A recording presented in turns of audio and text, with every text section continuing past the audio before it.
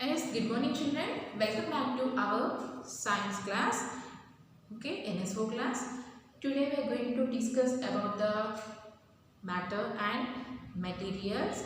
In this chapter we are going to learn about the states of matters and the properties of solids, liquids and gases and measurements and different materials and the characteristics and their uses. Okay, first we are moving to the matter.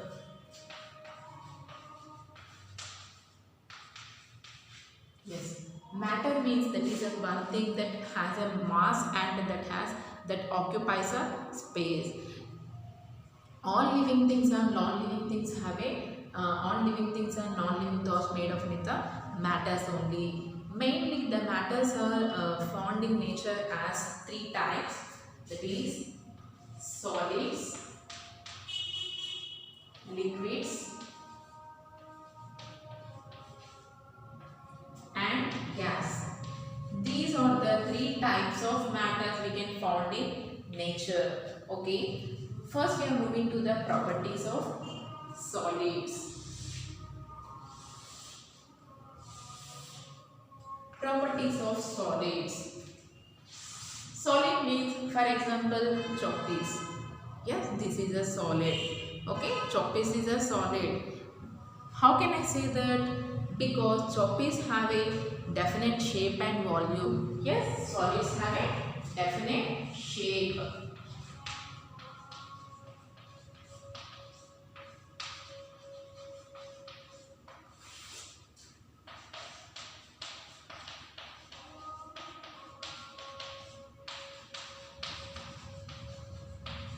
Yes, solids have a definite shape and definite volume also. Now liquid. Liquids does not have any shape. For example, water. Water does not have any shape. If I pour water in the glass, it can changes into it can occupy the space of the container. Yes, it can occupy the shape of the container. So that we can say that liquid does not have a definite shape. Means, but liquids have a definite volume. Okay, liquids have a definite volume. And gases does not have any definite volume and shape. Gases does not have any definite shape or volume. Okay, matter can be changes from one state to another state by heating or cooling process. Okay, matter can be changes from one state to another state by cooling process. Okay, for example, if I heat the liquid, for example, if I heat the water, what will happen? If I heat the water will evaporate. Means that can be state, that water can be changes into gaseous state. Okay, yes, that's why we can say that matter can be changes into from one state to another state by cooling or heating process also. Okay, now we are moving to the measurements.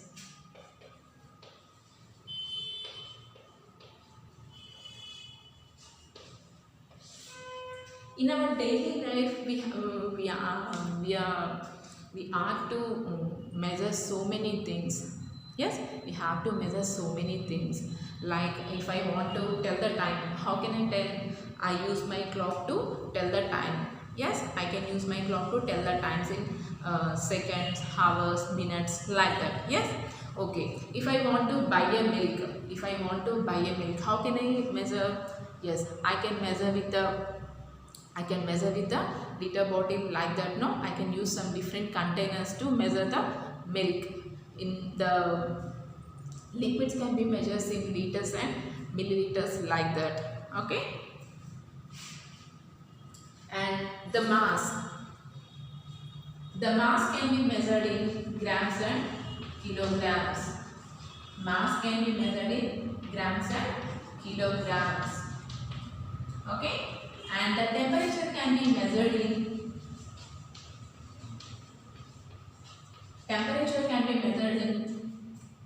degrees. Okay, degree centigrade, degree Celsius.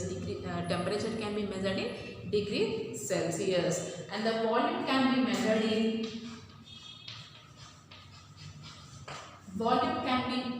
volume can be measured in cubic centimeters, like that, and the time can be measured in hours, minutes, like that.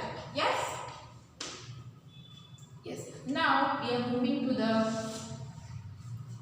different types of materials. Yes, different types of materials.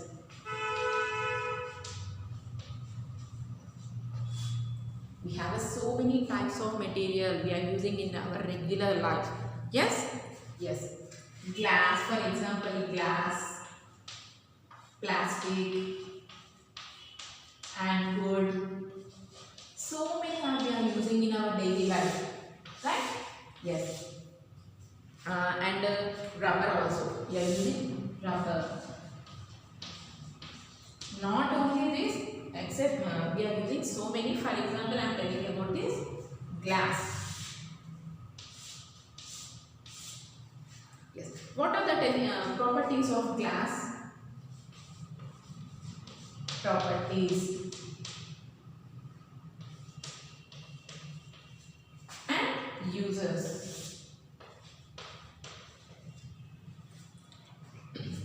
And the glass is very hard. Yes, the glass is very hard and it is waterproof also. Glass is very hard and it is waterproof. Where we can use a glass for making in the preparation of aquariums. Yes, the preparation of aquariums, windows, aquariums and windows. Yes, and plastic. Plastic is a very light. Yes, plastic is very light and it is also waterproof. Where we are using plastic in our regular life? Where we are using plastic in our regular life? Plastic bags and the plastic bottles and the preparation of raincoats. Yes, plastic bags. We are using plastic in our regular life mostly, right? And wood. What are the properties of wood? Tell me, what are the properties of wood? Wood is strong. Is it waterproof or not? Tell me, is wood is waterproof or not? Wood is not waterproof and it is a poor conductor of heat. Okay, wood is a poor conductor of heat.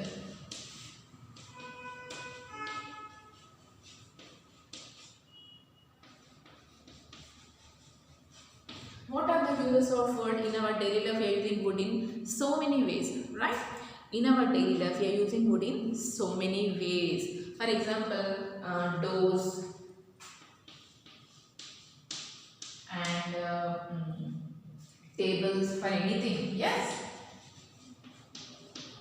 And rubber. What are the properties of rubber? Rubber is flexible and it is waterproof. Yes, it is very flexible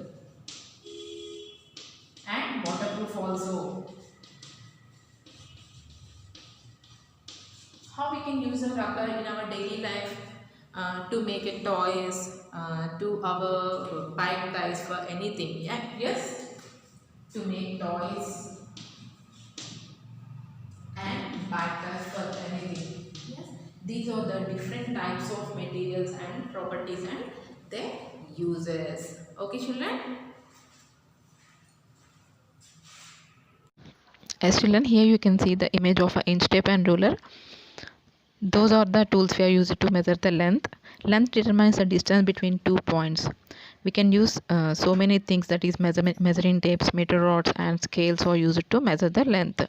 In some situations we can use our body parts to measure the length also. For example, handspans, cubits, strides. These are the some some measures by using body parts also. Yes. Yes children, here you can see some kitchen balance, electronic balance and beam balance. Okay, the mass of a body is the amount of a matter in it. Mass is measured in grams and kilograms. Yes, these are the some standard ways of measuring mass is by using a weighing balance. We use a weighing balance to weigh things like vegetables, grocery items, newspapers, and luggage at the airport also. There are the many types of weighing balance you can see here. That is a kitchen balance, electronic balance, and beam balance are the examples of measuring the balance. Okay, student, here you can see some more instruments, that is measuring cup, medicine dropper, and measuring cups. These things are used to measure the capacity is a measurement of how much space there is in a container to hold any liquid. And we use water bottles of different capacities also, and we can measure the amount of liquid in a container by using a measuring cap, cups, and jars, or flask or cylinder also. For small measures of liquids like medicine syrup, we use the unit milliliter, and for larger amounts like milk or oil, we use the unit liters also. And here so many non-standard tools of measuring liquids are using spoon, cup, glass, or bucket. These are the some non-standard tools of measuring liquids. Okay, here you can see the two clocks. One is an analog clock and another one is a digital clock. We use clock to measure the measure time in hours, minutes, and seconds, right? We need to measure time to get up and get ready for school or office, to catch a bus, train, or aeroplane, right? We also measure time to know how long it will take for us to reach our school or office, or to reach another place or city also. Here you can see the analog clock. Analog clock is a clock with a dial and hands. The short hands tells you the hours, and long hands tell you as the minutes. Okay, in the digital clock has no hands or dials. It displays the time in numbers. You can see here the dots separate the hours from the minutes. The last two digits tell you how many minutes past the hour. This digital clock shows the time half past half 4. Okay, children, see prepare that and complete the worksheet. Thank you.